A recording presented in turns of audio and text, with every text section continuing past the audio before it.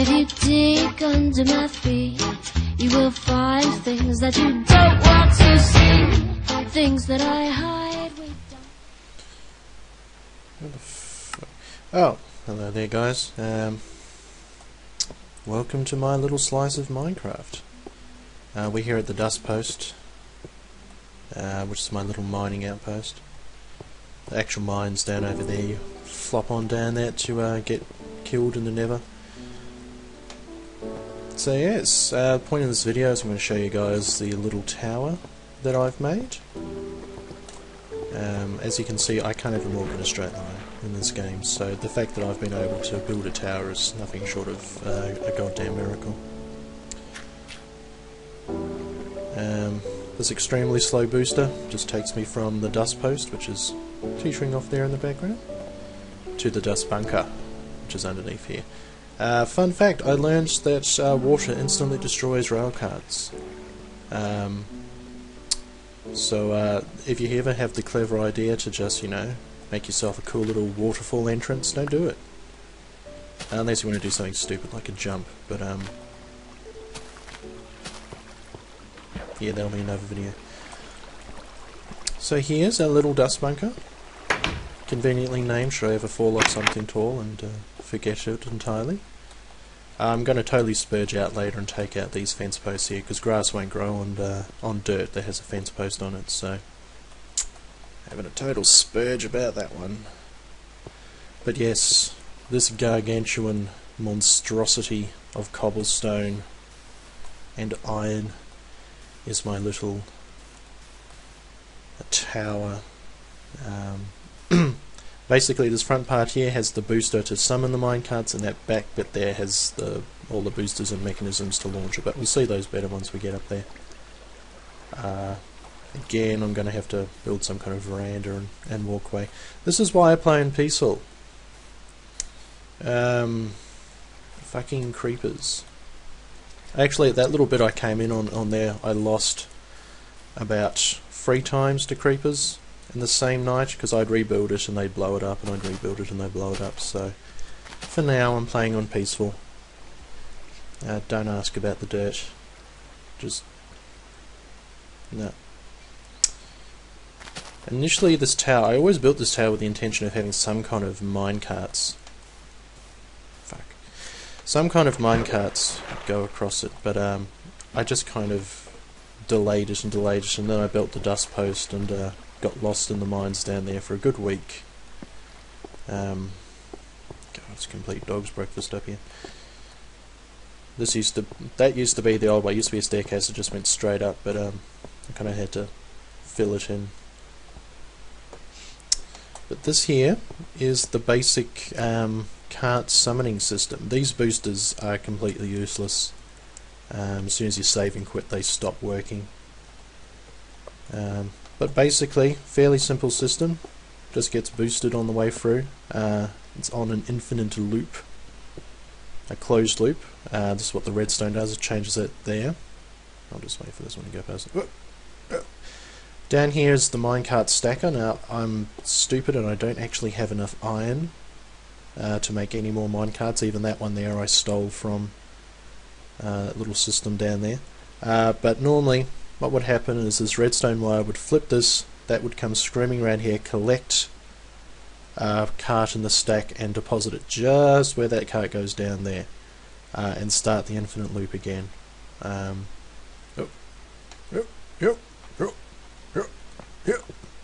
Monumental effort. Crafting table? Yeah, this is where I just run them down there. That's that little spot down there. This here is extremely frustrating to build. Basically, once I hit that little lever over there, I'll probably replace that with a touchpad so I can seal this all off here. Sends the cart flying up here, another booster because, you know, it doesn't have enough momentum because I'm terrible at making boosters. Send it flying up here and it'll stop on this pressure plate. Now, stone pressure plate will only activate if a person steps on it, or a person in a minecart, or some combination thereof. So the cart itself won't set it off. So once that comes flying up here, we choose a destination. They don't actually go anywhere right now because, again, I don't actually have enough iron to send anything off, and that will summon a cart. That will change the tracks around here, actually, I should say.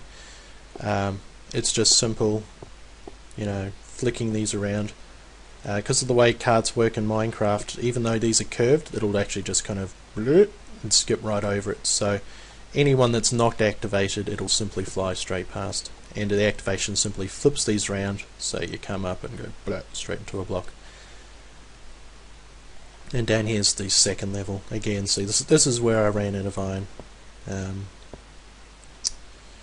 Yeah, this here is a booster design that I stole from CoStar, who stole it from Necromorph or something like that.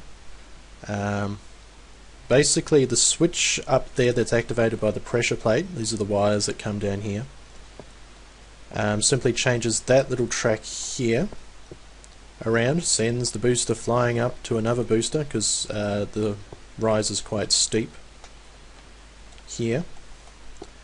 It doesn't have enough momentum, so another quick boost sends it flying up here, and it simply, because it's on the curve, it collects it and sends us on our merry way across that track, and then this comes down here and simply plops it straight on top there and resets the whole booster. And because it's a pressure plate, as soon as we move off the pressure plate, then it resets, the switch deactivates and resets that block back there. This here is because I was literally one wire short of having enough room to power it with normal redstone. So this is just a quick little, basically an extender. It doesn't do anything. It looks like it might, there's some complicated circuit history to it, and there probably is, but I'm honestly not smart enough to understand it. But all I know is if you do this, then you can make it go a little bit longer.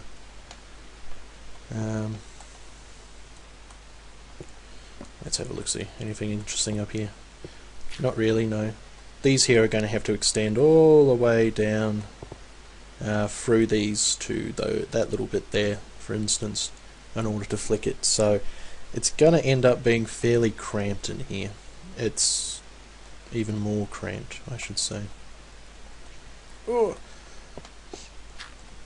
Oh. And this little bit here is simply so because there's redstone here. If I flick that switch and it was just a straight piece, then it would actually, I think it ended up curving these two and joining them together, so the booster would simply go and fly off into oblivion. That goes nowhere. That has track, you can probably just see the track right where my little crosshairs are. And originally went all the way up here and actually came and was connected to this little booster system down here. But I slowly pilfered more and more as I needed more and more. You just see my lava fall off there in the distance. More and more track to build this complete monstrosity of a device. Down there's my never gate. That's where I learnt the very important lesson of never go out the same gate you went in. Yeah. Anyway, let's prove that this all works. I hope it still works. It works yesterday. Now, because I've only got the one cart down there, I don't need to worry about switching this one off.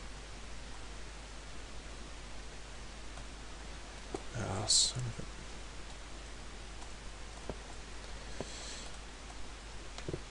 a... Looks like I switched it just as it was coming around on that track, so I got confused. And here we go. Let's summon that. I'll switch it off just for posterity's sake. Only these bottom three work, so I'll go to that one. Can you hear the click? But being activated. Here comes the cart. Whoa! And look, there we go. We went to the corresponding one. So, did I pick up that minecart? Yes, I did. So, and this would probably go off, and I'd probably have to need to build another booster. But yeah, that's the basics of my system.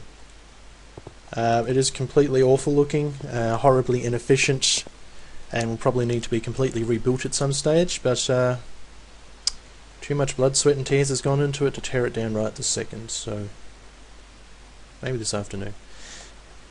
But yeah, thank you for watching. If you have any more questions, feel free to leave a comment below, and I'll try and get back to you guys. See you later.